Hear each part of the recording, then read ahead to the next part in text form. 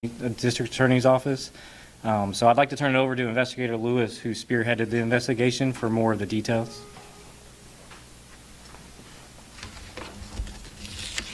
Hello, everyone. Thank you for coming. I really appreciate you all coming out. My name is Investigator Tracy Lewis, Tracy Lewis. I am an investigator with the City of Atlanta Police Department Special Victims Unit, COPS Unit. That is C as in Charlie, EOP as in Paul, S, and the FBI Match Task Force. On February the 29th, Atlanta police officers were dispatched to Children's Healthcare of Atlanta in reference to a call of a 15-year-old female that had been reported missing, but they have recently recovered. Myself and my counterpart, Investigator Franklin, we arrived at Hughes Spalding, where we interviewed the young lady in reference to her whereabouts and what had happened with her.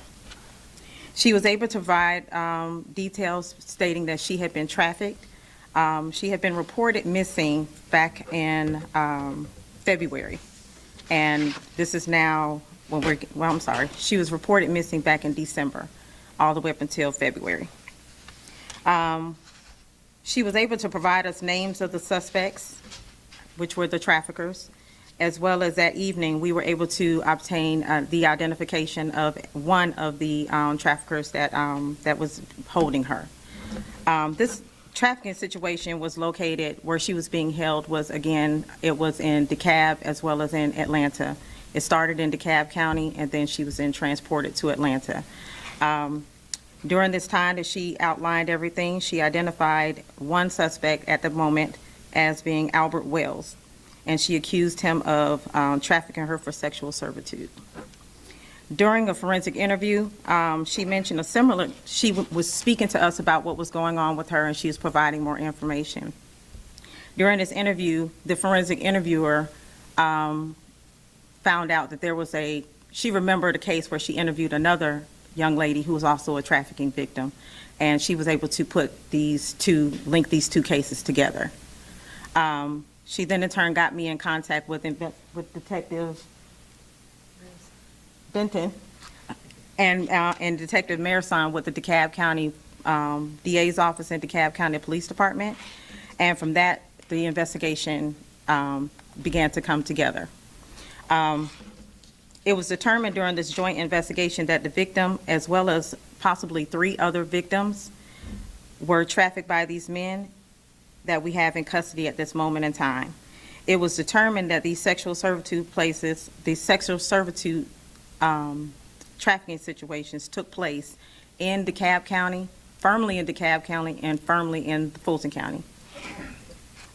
At this time, with the assistance of Detective Benton and Detective Marison with the DeKalb County PD's office and DeKalb County DA's office, we established a link to these subjects as well as to the victim.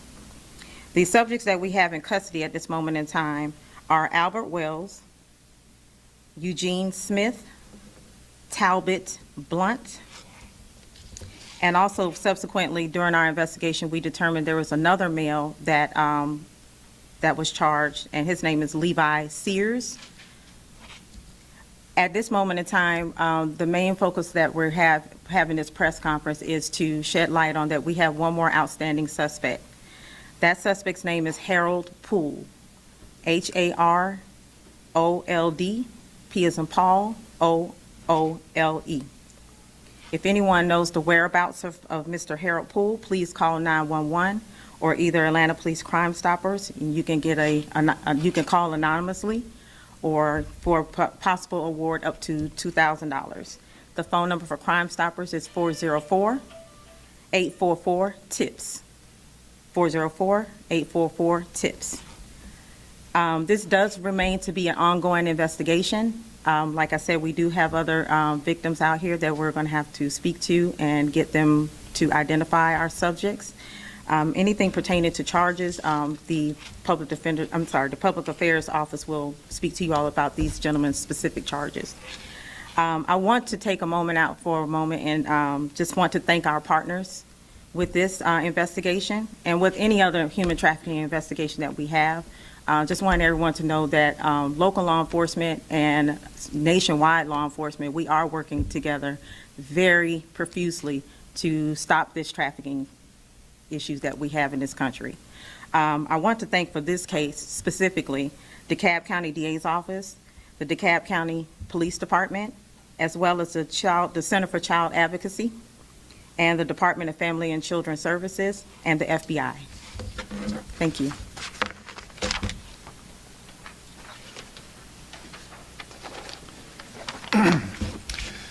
Good morning. I'm Casey Benson. I'm an investigator in the Office of the DeKalb County District Attorney Sherry Boston. I'm honored to stand here this morning with our law enforcement partners who have worked tirelessly on this case to rescue the victim in this case and to identify and arrest those who are accused of exploiting this victim for their own gain. This case is a prime example of why it's critical that law enforcement prioritize human trafficking investigations. Traffickers prey on the most vulnerable people in our community, people who oftentimes feel like they have no one to trust and nowhere to turn. I've worked in the DeKalb County District Attorney's Office for 2 years now, but recently I've moved to a position that is solely dedicated to human trafficking and internet crimes against children. Our office recognized the critical need to address these types of crimes, and thanks to a federal grant, I am proud to say that every day I get to work with law enforcement agencies across DeKalb County, including DeKalb Police and Atlanta Police, to stop traffickers and abusers from victimizing people in our communities. Traffickers don't just operate in one city or one county. In fact, they oftentimes move their victims from place to place in an effort to hide from law enforcement. Traffickers, that's why it's so important to have these partnerships. And today, we stand united to send a message to traffickers that if you victimize people in our community, we will find you, we will stop you, and we will hold you accountable. Thank you.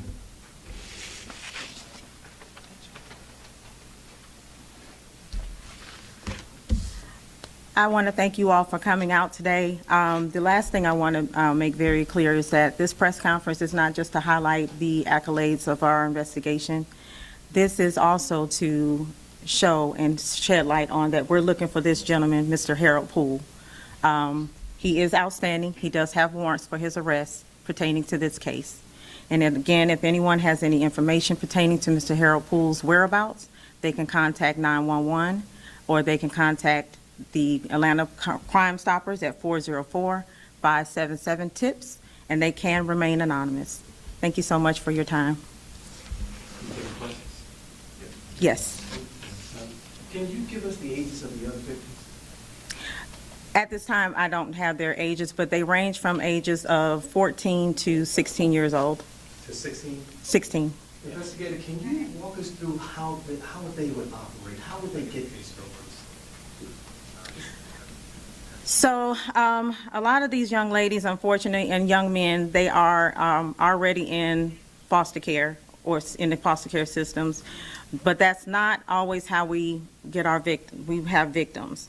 There are also children that are at home every day with their parents. We have a big issue with social media these days. They're recruiting from social media. They're also having their friends and their counterparts that are in school with them recruit them as well. So it's just depending on which situation you're referring to, it's always different on how they're being recruited.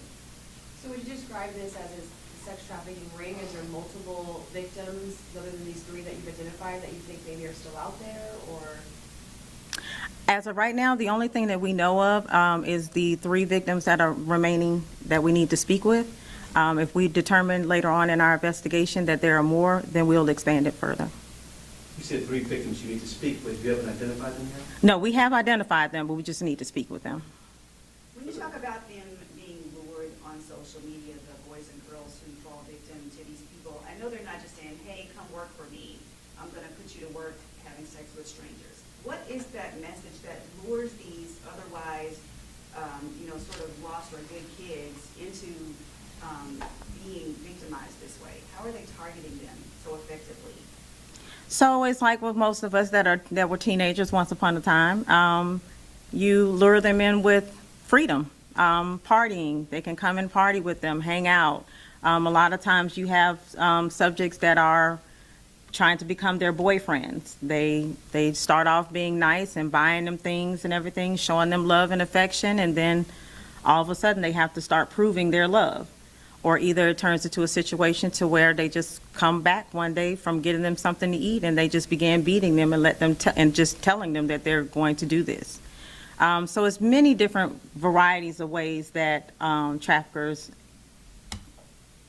do these things to these young men and young women. And are these people being held against their will, forced, held in one place, not allowed to leave, or is it? So when it comes down to children, children really don't have the ability to say, like, I want to go or I want to leave. They don't have the means to say, okay, I'm just going to get in a cab or I'm going to leave. They're children. So 18 and below, those are what we consider children. They don't have the ability to just say, I'm just going to leave and that's going to be okay. There also being threats of violence, that if they do return home and they do tell, that things will happen to them. So freedom is not a situation that these people are encountering when it comes down to these traffickers. So it must have been awfully courageous of this 15-year-old to make this decision to call 911. Were you able to give us any insight to what was going through her head to make her say, enough is enough? Well, she actually went to a place of refuge, and the person that she went to seek refuge from was actually very nice to her and actually called 911 for her. And we want to thank her as well. But during this investigation, she was absolutely wonderful. She's a very sweet young lady. She has a big future ahead of her. We just pray that she'll be okay from this. The other part is that she was very, very knowledgeable about what was going on. She made sure that she remembered things and stuff like that. She was excellent. She remembered tag numbers and stuff like that. And it's because she watches crime shows. She told us this because she watches crime shows. So she kind of tried to remember things. So just in case if something happened to her, we will be able to find out who did it and where she was. So these victims were held without their will, but she was able to escape the home to get to a place of refuge to call 911? Yes. Okay. Have any of these suspects showed up on your radar before? No, no, sir. They have not been, none of these suspects did we have any knowledge about. Are they all Atlanta and DeKalb residents? Do they live further out?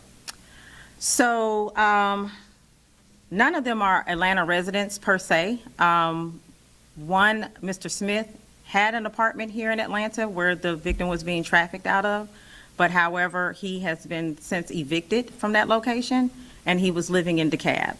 But none of them have Atlanta addresses whatsoever. How many locations have you all identified that have been used as trafficking sites? So we have identified specifically 2 locations, one in Atlanta and one in DeKalb County. There are other locations where the young ladies would go and they would have to meet with the parties, such as truck stops, gas stations, inside stores, and things like that, to where they would have to service these gentlemen for sexual pleasures for money. Last question. Do you have any idea about how long they had, this group had been doing this, beyond the most recent case of the 15-year-old? No, we don't. All right, thank you, everyone. Thank you.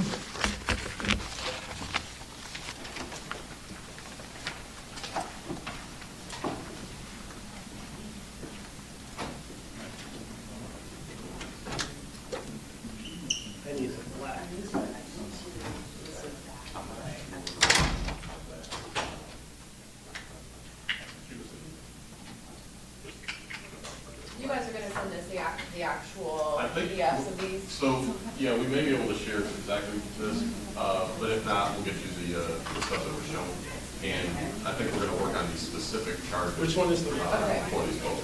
And then I just want to make sure I'm right. Which one is the one that's on the loose? No, it's a slide after this, that guy. Oh, cool. Yeah. What's his face?